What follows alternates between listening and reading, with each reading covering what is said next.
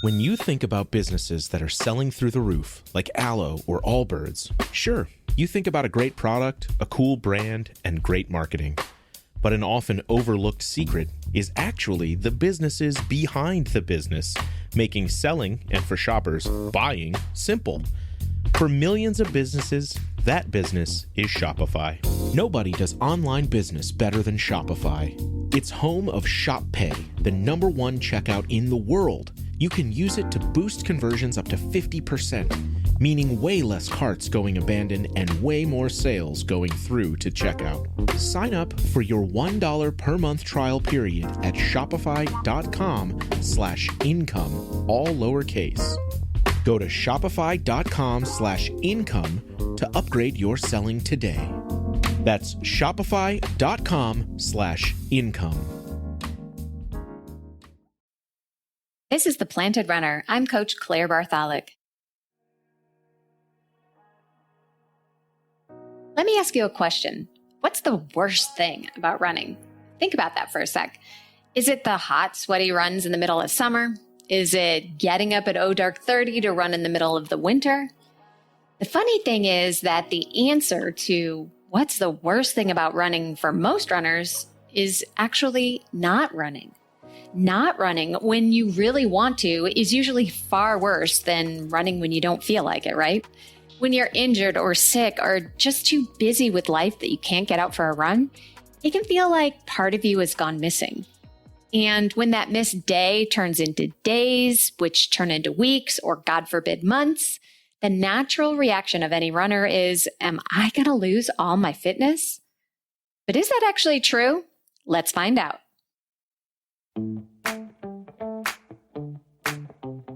Welcome to The Planted Runner. I'm Coach Claire Bartholic, and my mission is to help you improve your running, your mindset, and your life with science-backed training and plant-based nutrition. In this episode, we'll explore just how much running fitness you will lose when you take time off. You'll learn what's happening to your lungs and your legs with days or weeks off, how you can mitigate this if you can't run, and how much time you can expect it will take to get your fitness back after a break. If you've ever had the fear that all your hard work will just disappear if you're forced to take a running break, this is the episode for you. And don't forget your running buddies. If you know another runner that's worried about this too, be sure to share the show with them. Don't forget to stay tuned all the way to the end of the episode for another Mental Strength Minute. Fortify your mind in 60 seconds or less. But before we begin, have you taken a moment to write a quick Apple Podcast review? I get so many messages every week about how helpful this podcast has been to runners all over the world. But what actually makes it possible for me to do this work is positive reviews and subscribers. I hate that I even have to ask this, but the algorithm must be fed, and I'd love for you to share what you think. It's simple, free, and it makes all the difference. So subscribe, follow, and write a review today. I sincerely thank you. Now let's get into what happens to your running fitness when you need to take a break. As runners, often the hardest part of training isn't the runs themselves. It's when we can't run. Whether it's illness, injury, work, travel, or other life stress, or even an intentional break, there are going to be times when we're not running as much as we used to. I get a lot of questions about how quickly fitness declines and how quickly you can get it back. The first thing to get out of the way right off the top is that missing one day will have zero impact. Most runners know that intellectually, but when we're in the midst of heavy training and we're putting our faith in our schedule, missing a day for whatever reason almost feels sacrilegious, especially if it's a day that seems more important than others, like a big long run or a hard workout. But the truth is that missing a single day is not enough to derail your training. And in fact, if you are so worried that it will, then you probably need a rest day anyway. Let me say that again. One day, even if you think it's a super important run, will have zero impact. Of course, if you can reschedule that big run to another day, that's even better. But even if you have to miss whatever run you feel is absolutely critical, it's actually just a drop in the bucket of your training. So what about more than a day? What happens then? Let's take a look at the science. Taking a day or two off from running is considered recovery. When you start taking off more time than that, we are starting to head into what's called detraining. Now, if you have a Garmin watch and it's told you that you are detraining when you're on a regular easy run, that's not what I'm talking about. Garmin is just mean and wrong half the time. True detraining is different. Just like training, there are two systems that are changing in your body when you train or detrain. The first is your metabolic systems, which includes your aerobic fitness, your stamina and endurance, and your ability to run fast. The second is your structural systems, such as your muscles and neuromuscular coordination, which is how fast and efficiently your brain can tell your body to perform and execute a specific movement. Your aerobic fitness is arguably the biggest part of a distance runner's ability to run for a long time, which is called endurance, and with speed, called stamina. So how much does your aerobic fitness decline when you're detraining? To figure this out, researchers tested the VO2 max levels of runners, both before and after they took a break. Your VO2 max is your maximum ability to transport and use oxygen during exercise, so the higher the number, the fitter you are. Recent studies show that there is very little reduction in VO2 max for the first 10 days following inactivity in well-trained athletes. So that means even with a break of 10 days, their aerobic fitness hardly declined at all. After 2 weeks of not running, studies show that VO2 max decreases by about 6%. After 9 weeks, VO2 max drops by 19%. After 11 weeks of no running, studies demonstrate that VO2 max falls off by 25.7% from peak physical fitness. Now, it's important to note that these studies were done on fairly experienced runners. Beginner runners, however, will lose fitness at a slightly faster rate since they have a smaller base of fitness.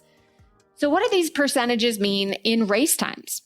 Let's use the example of a 20-minute 5K runner, which is a faster runner, but the math makes it a little easier. If you plug in a 20-minute 5K into a VO2 max calculator, you'll get a VO2 max of just under 50 milliliters per kilogram of body weight per minute. After 2 weeks of no running, the 5K runner would lose 6% of his VO2 max, which would be 46.83. and would now be in 2105 shape, according to most estimates. After 9 weeks of no running, the same 20-minute 5K runner would now be in 24-minute 5K shape.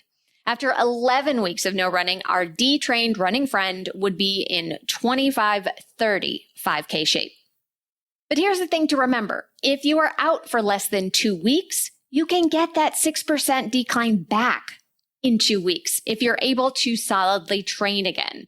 This is very important for those runners that need to take a hiatus because of a small injury or are nervous about taking downtime after a long training segment. So what about the structural systems? How are they affected by detraining? And how can we prevent the decline? I'll go over that after the break. But first, I want to tell you about a unique opportunity for you to get stronger, faster, and stay motivated to hit your running and nutrition goals this year. And that's to join the PR team. I started it in 2022, and I have to tell you, it's even better than I imagined. Each member of the team gets a custom training plan made by me for you based on your unique fitness goals and lifestyle. Everything you need to achieve your running dreams is included, such as strength training, recovery, and even cross-training if you want. I include weekly mental strength training as well as training tips and nutrition guides. But here's where it gets really cool. The group has its own page in the app where we share workouts, ask training questions, and get feedback from me and the other teammates. And each week, I create an exclusive private podcast just for the team based on the questions I get and what I see in their training each week. And I usually end up sharing behind the scenes and exclusive sneak peeks with the team that I just don't share anywhere else. So instead of joining some Facebook group or sitting through a Zoom call, you get to listen to tailored advice on the run, and you don't have to do this all alone.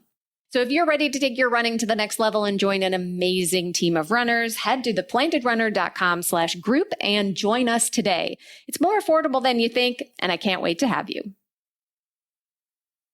The Planted Runner is sponsored by Liquid IV. As the weather starts to warm up, you know that dehydration is a much bigger factor in your running, and water alone is not always going to be enough on those sweaty runs, which is where Liquid IV comes in. Liquid IV's formula, powered by Live Hydroscience, is clinically shown to maintain hydration better than water for up to 4 hours. All you need to do is add a packet to your water bottle before your run, and you're ready to go with their true-to-fruit flavors, because when it tastes this good, there is no excuse for not staying hydrated. Find all your favorite hydration multiplier flavors on their website, from lemon lime to pina colada. Break the mold and own your ritual. Just one stick plus 16 ounces of water hydrates better than water alone. Get 20% off your first order of Liquid IV when you go to liquidiv.com and use code PLANTED at checkout. That's 20% off your first order when you shop Better Hydration today using promo code PLANTED at liquidiv.com. Welcome back to The Planted Runner. I'm Coach Claire Bartholic. We've just gone over how your aerobic fitness declines with time off, but what about your structural systems? This is your bones, muscles, tendons, and how your brain signals them to move faster. Well, the science is a lot less clear here, since how fast your brain talks to your muscles is a little harder to test effectively. But in the few studies I've found, the reduction in this area of your fitness is less dramatic than the effects in your metabolic system, especially in the first 10 days. Muscle power and coordination does start to decline most during the 10 to 28 day window, but then after that, the drop-off is less steep. So if you need to take a break for whatever reason for less than 2 weeks, it's not that big of a deal. You'll lose some conditioning in your aerobic system and your muscles, but your fitness will return quickly. Again, this assumes that you have built a healthy and consistent base of training of 4 to 6 months prior to taking time off. If you haven't been training for this long, your drop in fitness will be a little steeper. But again, you can get it back with a little more training. After 2 weeks of not training at all, it starts to become really noticeable. Significant reduction in fitness begin to occur, and you could have about several weeks of training, depending on how long you were off, ahead of you to get back to your previous level of fitness. Which, of course, begs the question, just how long does it take to get back to your previous fitness levels? Well, the good news is that you're not going back to zero when you take time off. One study took a group of sedentary men and trained them on a bike for 9 weeks, and then had them go back to being sedentary for 9 weeks. Over 9 weeks of training, the subject increased their anaerobic threshold by 70%, but after 9 weeks of inactivity, they had retained 40% of that initial increase. In other words, your fitness doesn't simply disappear. You are far better off even after a break than when you started. A good rule of thumb is that it takes you about the same amount of time to rebuild as the amount of time you took off. But as with all rules of thumb, there are lots of exceptions to this, but it's a fairly good guideline.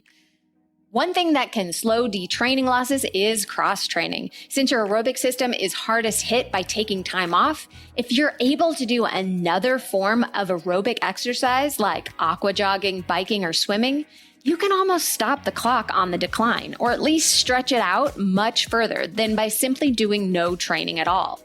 Many runners who've chosen the bike or the pool when they couldn't run have found that once their injury healed, they were able to get back to running and even race their marathons well, despite not running for many weeks. The trick is to convert your running workouts to cross-training.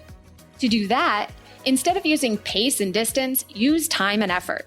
For example, if you had a 5-mile easy run planned, which would normally take you about an hour, go ahead and bike, swim, or aqua jog at an easy effort for an hour instead. Most runners can't stand knowing that they need to take some time off running, but hopefully you can relax those worried thoughts just a little, knowing that a short break really won't affect you as much as you might fear. And now it's time for the Mental Strength Minute. Fortify your mind in 60 seconds or less. Today's topic is let yourself be pulled. When you're in a tough race and things are starting to get hard, here's an imagination game that you can play. Look at the person in front of you and imagine they have a rope tied around their waist. The other end of the rope is tied to you. Visualize the stronger runner pulling you gently forward, removing some of the effort from you. The more vividly you picture this happening, the better it will work. Remember, the mind believes whatever you tell it, and if you tell it that you are being pulled forward, your effort will suddenly feel lighter. Thank you for listening to The Planted Runner, part of the Evergreen Podcast Network. Don't forget that you can enter to win a free custom training plan for your next race and get featured on the show. Just write an Apple Podcast review and enter at theplantedrunner.com/PRLab. Of course, reviews are the #1 way to boost this show's reach, and it's a great way to tell me what you'd like to hear next because I read every single one. Have a great run today.